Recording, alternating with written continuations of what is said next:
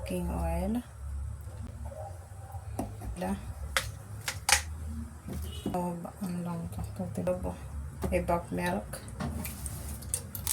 2 tablespoon of baking powder.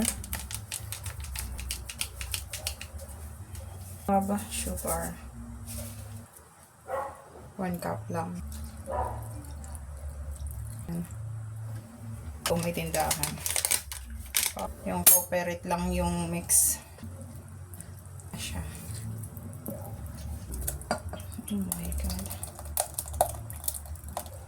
Let's get going. Pakitulungan mo nga ako dito. Yung langaw na pasikot-sikot dito. Patayin mo nga.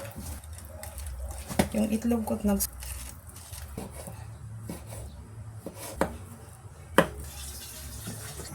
papatayin pa. Papahiram ko siya ng tissue na may mantika. Puto. 8 dati. Tapos may puto molder. Sausage or hotdog. Kakaiba. Ayan.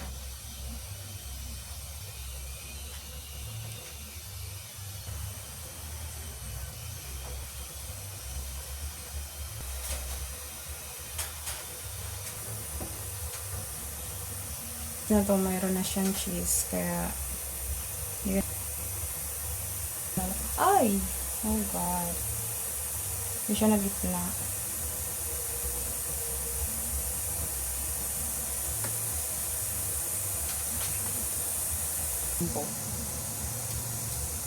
Dahil mainit. It's become a medium heat siya. Medium na yung kanyang init. Now, so hot.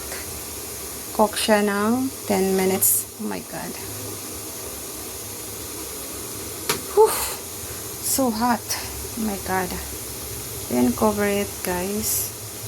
Pakita ko siya, guys. Ayan siya. Puto with hotdog or sausage. Ayan, guys, yung puto.